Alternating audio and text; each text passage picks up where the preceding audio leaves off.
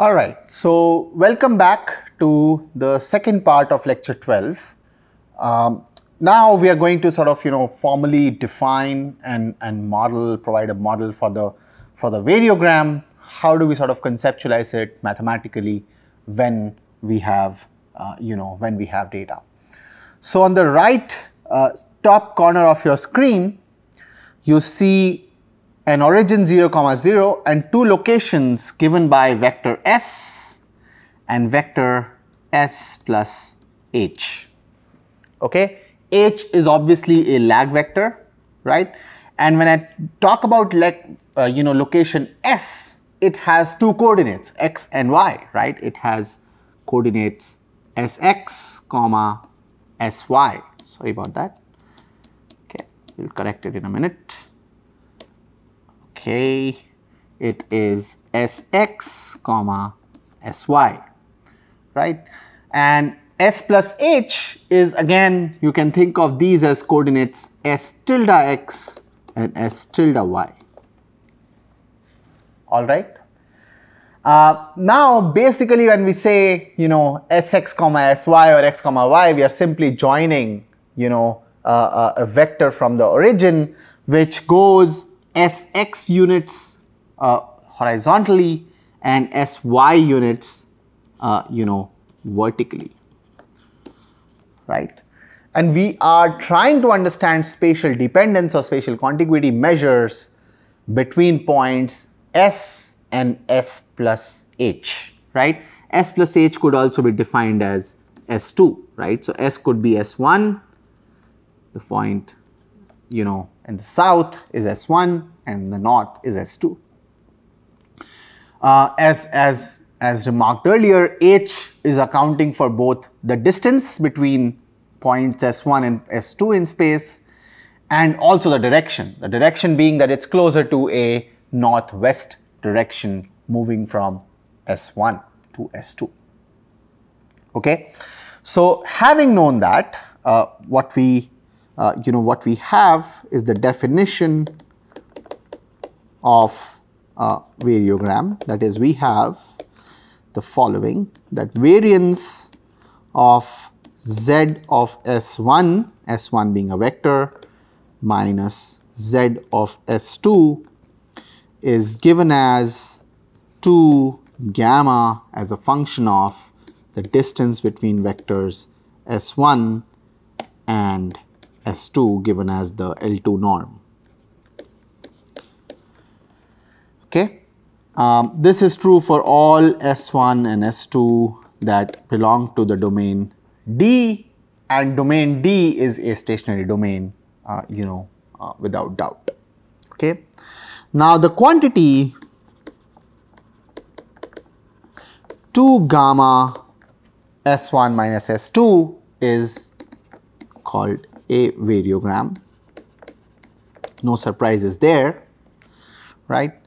It is a function of S1 minus S2, which is the definition of this vector H, which is the lag vector.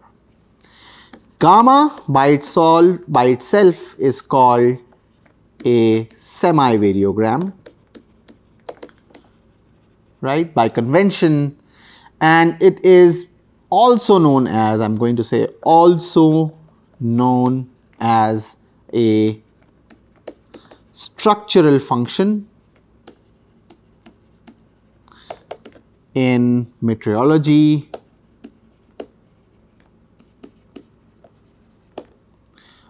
fluid mechanics and so on. Right. So if there are students of meteorology taking this course or fluid mechanics taking this course, they may have come across something called a structural function. Well, it's nothing but the semi-variogram that we are studying here, right? It is known as a mean squared difference, right? This is quite a literal translation. And if you have heard of this, you are most likely coming from, a background where you've used time series quite a bit, right? So if you are or have been a time series analyst, you must have come across this mean squared distance, right? And this mean squared distance is the analog of the semi-variogram in space, right? Of course, we know that there is a difference between time series data and spatial data, is that time series data is unidirectional, right? It doesn't go in all directions possible, right? So it is not a multidirectional process, it's a unidirectional process. Also, it is a, you have discrete time points in space, right? So there is between T1 and T2, T1 and a half doesn't really become a unit of analysis. Whereas in case of spatial data, between T1 and T2, T1 and a half, T1 a third, T1 plus T1 third, or T1 plus T2 by 2, these are all, legitimate, spatial entities. Okay. Now, what we are going to do going forward is we are going to study the properties of a variogram. So the first property is that notice that gamma of h is going to be equal to gamma of minus h. Okay, what does that mean? Gamma of h being is equal to gamma of minus h. That basically means that the measure of spatial contiguity that is derived from this device called semi-variogram is going to be the same if you were to start from S1 and go to S2, or start from S2 and come to S1. It won't really matter to this measure of spatial dependence, right? And it shouldn't, right? It's basically spatial dependence between S1 and S2. It doesn't matter if I'm going from S1 to S2 or coming from S2 to S1, right? Okay, where h is nothing but S1 minus S2. Okay, and minus h would be S2 minus S1. So the L2 norm of S1 minus S2 is mathematically the same entity as the L2 norm of S2 minus S1. Okay. Second, we have gamma of 0. Gamma of 0 is equal to 0. Okay. So if there is no distance, right, so we're basically looking at the same entity. So variance of ZS1 minus itself, this will be exactly 0, right? And very, very critically, and as h approaches 0, we may have gamma h equals C0, which is a non-zero entity, that is non-zero.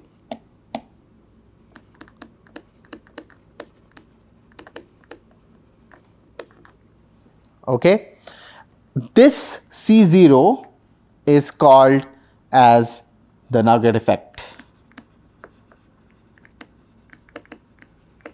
It is known as the nugget effect, and it captures what is called as the micro scale variation in spatial data.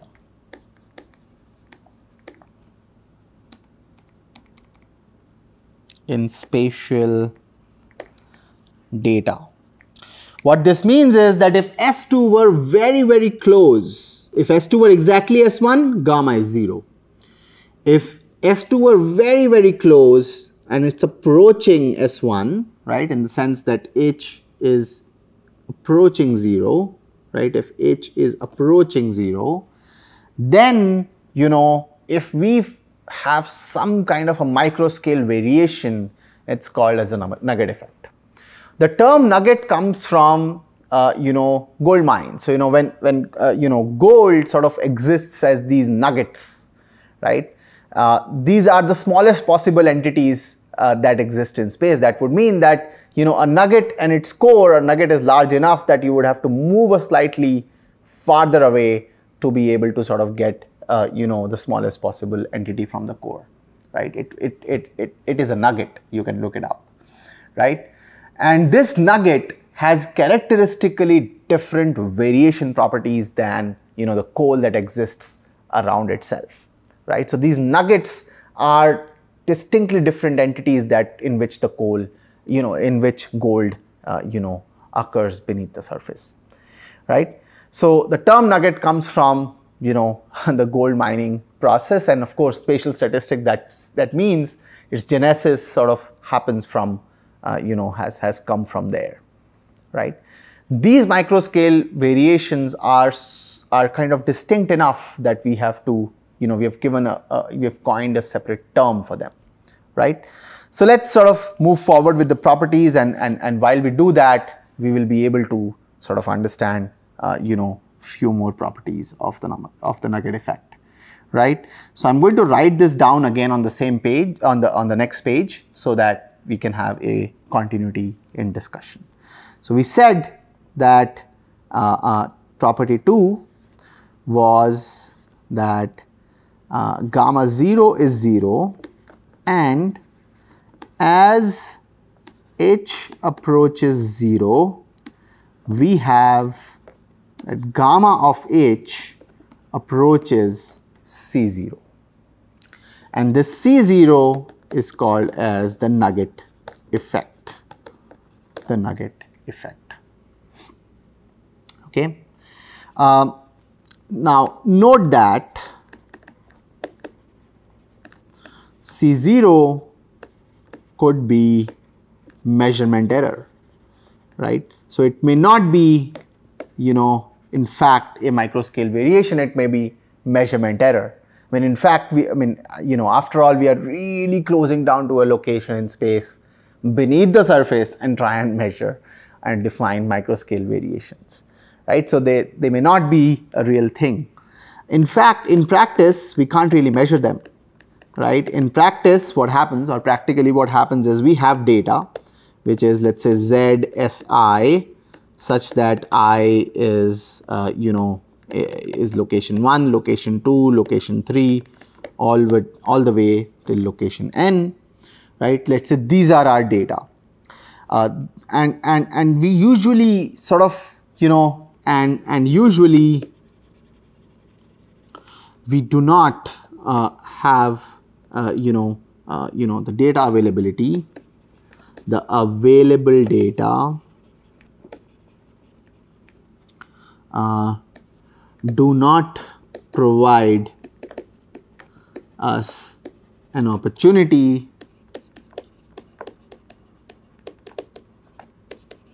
to comment upon, you know, the situation where h is indeed very, very small.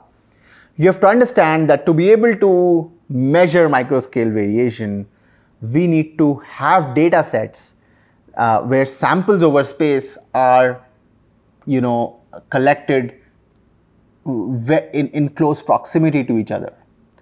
We have seen many examples till now, and what we know is that that probably never really happens. So we never have data with lag approaching to 0. So if we have no data that where lag is not approaching 0, we can't really practically measure microscale, you know, variation. That means usually, right? I'm not going to say this is, you know, an exhaustive case, but usually we cannot evaluate or estimate C0 using real world data sets, okay. And now, so of course, now we know that, you know, C0, which is the nugget effect, is a physical real world phenomenon. It's a phenomenon. We may not be able to do it practically. We may not have the device to do that, but it is indeed a phenomenon, right? So what do we do, right? How do we go around evaluating or estimating C0? So to that effect, a workaround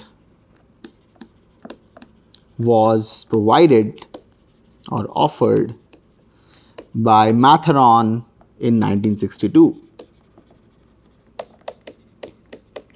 What's the workaround? So Matheron suggested that we specify C0 as CMS plus CME. Now, so basically he suggested that we decompose the microscale variation in two parameters, CMS, that is a constant, and also CME. Now CME, without a surprise, is due to measurement error, right? That means this variable will be completely random. This is out of our control. It's happening due to exogenous reasons that we as analysts cannot control at all, right? Anything about it, nothing about these are systemic. They are completely random processes. So I'm going to say fully random. CMS is the nugget effect or microscale variation, right? So I'm going to say microscale variation that is modeled as a white noise process. Okay, what does it mean when I say that CMS is going to be modeled as a white noise process? All I mean is that CMS is distributed normally with the lower sort of bound being greater than 0. So so it's always greater than 0, and it could be as large as infinity. So it's a positive number. Of course, we are looking at a variation measure. We don't have negative variation measures. We have positive variation measures, right? Variance is a second moment property.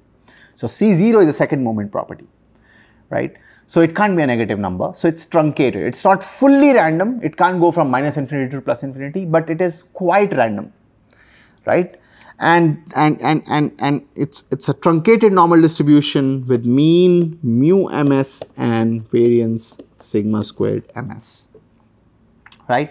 So I can visualize that CMS will be a positive number, and it will sort of follow a distribution which looks like the normal, the half bell curve, the right hand side, with the 0 being not included. Okay, so this is normal, truncated normal, sorry about that, truncated normal with mean mu ms and variance sigma squared ms. Now, in most practical applications, C0 is predicted from given data and CME is assumed to be 0, right? So I'm just going to leave a note here that in most applications,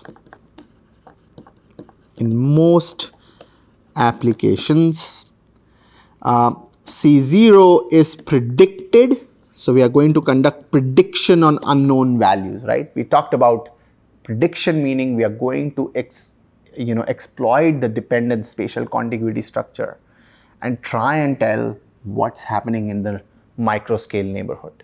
So we're going to conduct prediction and not estimation by observations, right? So we are going to conduct prediction for C0 from given data, and in most cases we are going to assume measurement error CME to be just 0.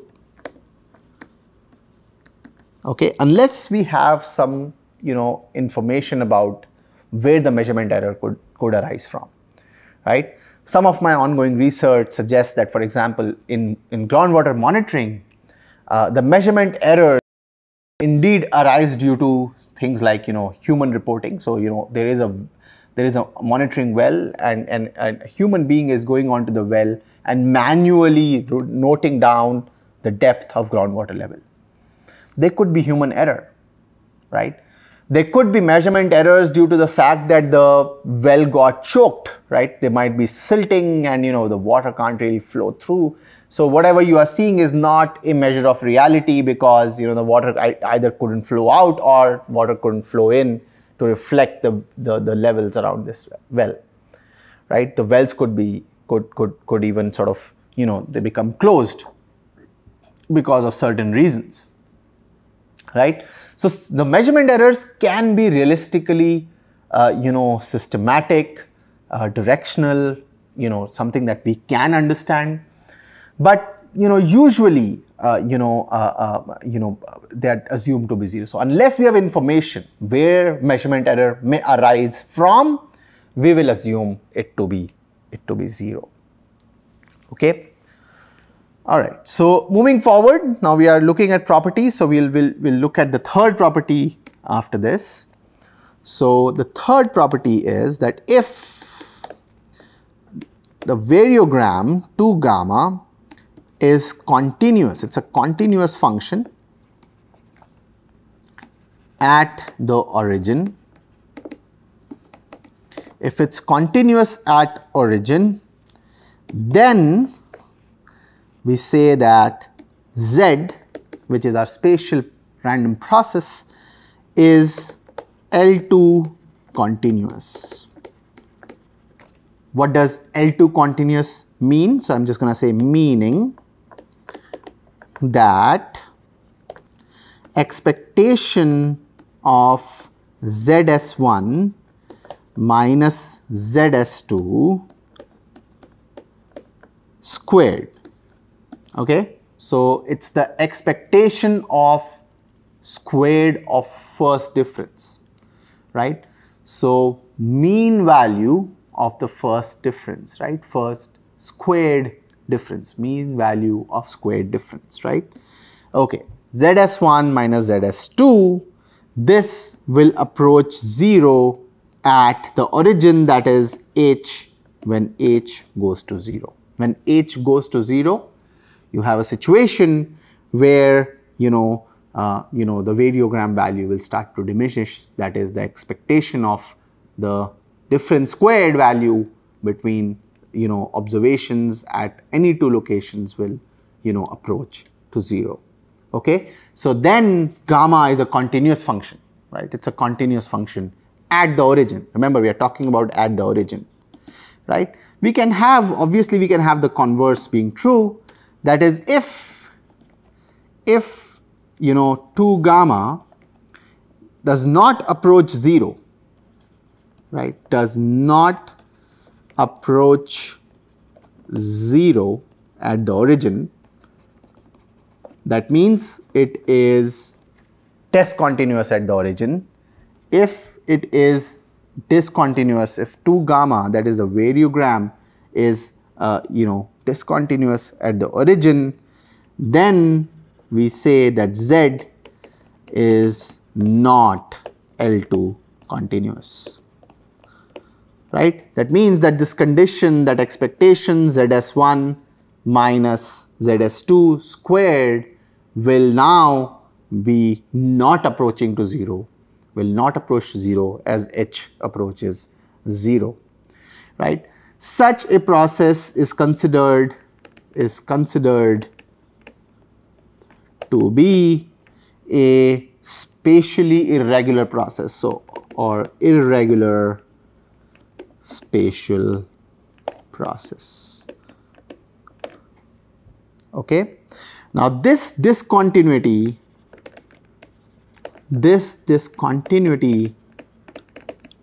at the origin is called as, or known as, the, you would have guessed it by now, the nugget effect.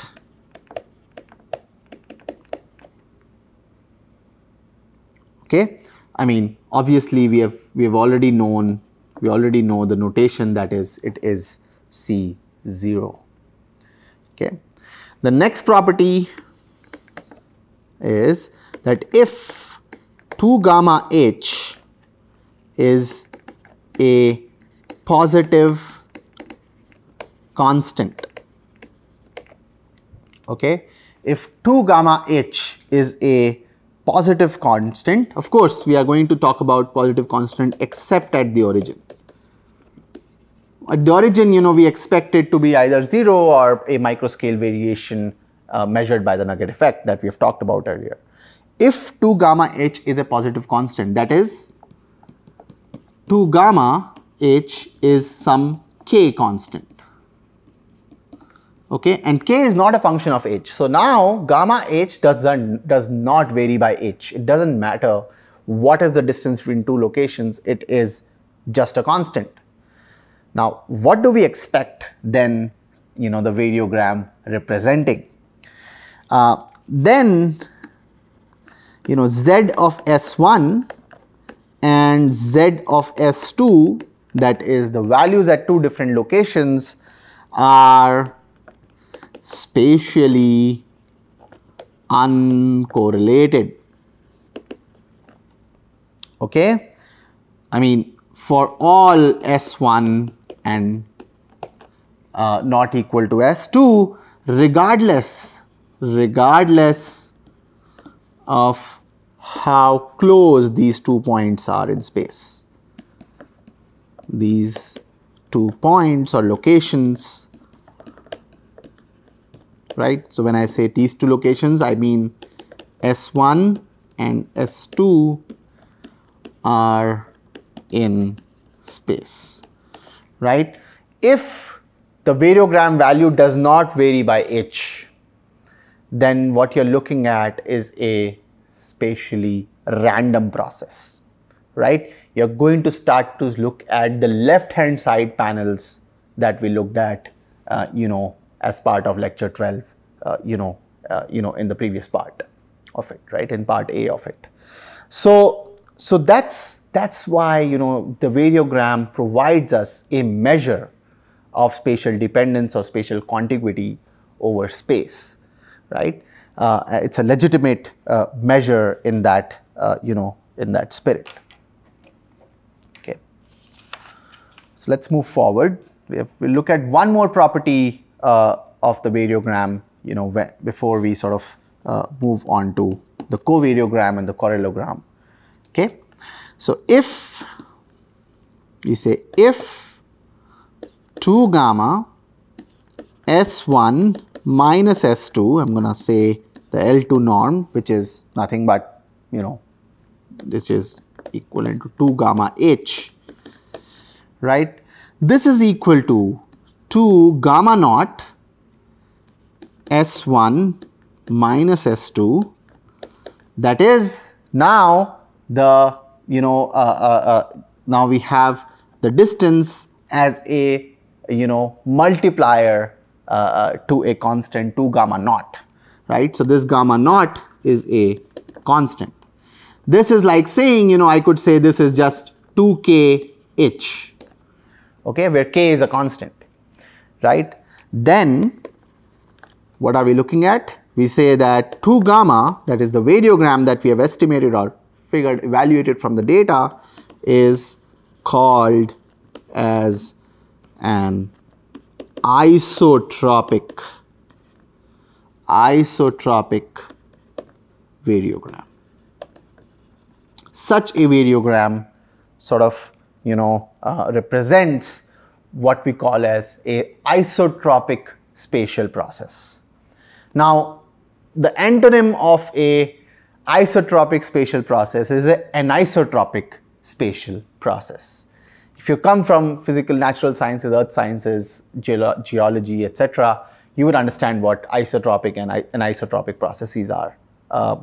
Perhaps from natural sciences, physical sciences, you will understand it better. For those who have not heard of, you know, isotropic versus anisotropic situations, let's look at a figure and see what an anisotropic process is. So in this figure on the left, what you see is a schematic of a factory over space which has a smoke plume. And of course, you know, because the factory sort of goes on to sort of produce whatever it produces, it also produces smoke as a byproduct, which is a social bad, right? The pollution causes health problems, visibility problems. It's considered a social bad, typically. Now, the distribution of pollution over space is something that can be modeled using a variogram or different spatial dependence devices, right? Everything that we have studied about groundwater is also true about about pollution or pollutants above the ground. The only difference is we don't see them either, right? Just like we don't see, groundwater beneath the surface, we can't really see pollutants. Typically, we can't see. Of course, in Delhi, if you're in the winter season and you have smog, of course you can see pollution with your eyes, but you can't really tell apart where the smog density is, changing. Is there a gradient? Of course, if it's very high or it's too small, right? So either visibility is clear or it's unclear or it may be really bad. So we have this discrete understanding of data over space, using our visual interpretation. But in order to measure pollution, you will need devices. You will have to install air pollution monitoring devices. And depending on where you install these devices, you're going to sort of able to get a sample of different levels of air pollution, right? In this real world situation, what happens is that the way pollution disperses over space depends on the direction of the wind, right? If the direction of the wind is from east to west, you will have higher dispersion, a carryover effect of the wind in the east to west direction. If the wind is very sort of strong, then you will have a quicker dispersion of pollution. If the wind is not so strong or wind systems are weak that day, you're going to have less dispersion and higher propensity of observing a smog situation, right? But what this wind is doing, it's giving a structure to the way spatial data are going to be, distributed in space, right? So if you look at, the figure that is down below, what you see here is the center of point where, pollution was being emitted. So this is the plume, right? And from the plume, in the direction that is opposite to the direction of the wind, the dispersion is quite small, or it's happening, over a small area, land area or surface area, than in the direction of the wind, right? So of course the wind is in the east direction. So you have a higher, you have a higher sort of dispersion, stronger degree of dispersion in the eastward direction than you see in the west direction, in fact also in the north and the south directions. Although in north and south directions you can't really differentiate between them, right? So this process is isotropic in the north-south direction. In order to understand the distinction between north and south. And if we had a similar thing going on in the east-west direction as well, we would not be looking at an ellipse, rather we will be looking at circles, right? We will be looking at concentric circles. So if dispersion happens in concentric circles, that is, no direction is favored against the other, those processes are called as isotropic processes.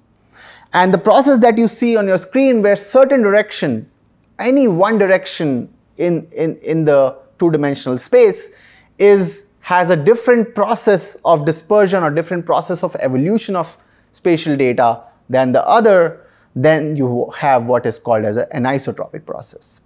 You can imagine a similar process going on with, groundwater recharge beneath the ground. Well, when groundwater sort of, when precipitation happens and water enters the ground, what's happening is gravity is pulling the water down. And there's going to be an anisotropy because of the gravitational, process, gravitational pull, towards the ground. So if you are measuring, if your interest is in spatial statistics that are lateral in nature, well and good.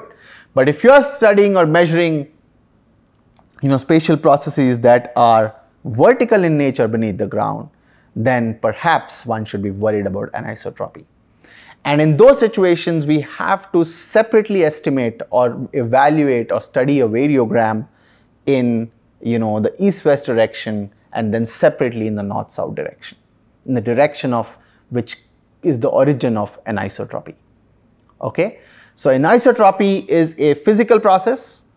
It complicates the situation for spatial statisticians and spatial econometricians, so analysts like ourselves or data analysts. However, for this course, when we study variogram, the variogram estimation, evaluation, calculation, we will focus solely on isotropic processes. So I'm not going to, as part of this course, go over those situations, but, because the focus of this course is more on also econometrics, which is to say that we are going to talk about social data and econometric data, and with social data, I'm not sure, but I've not sort of I've not seen applications which deal with anisotropic data, right? Although I'm not ruling them out, but the scope is small enough that in this course we are going to keep those out from our discussions. Okay, so we're going to sort of end this part here, and in the next part we are going to spend some time, perhaps it will be a short lecture on the covariogram and the correlogram. Okay, so see you in the next part. Thank you for your attention.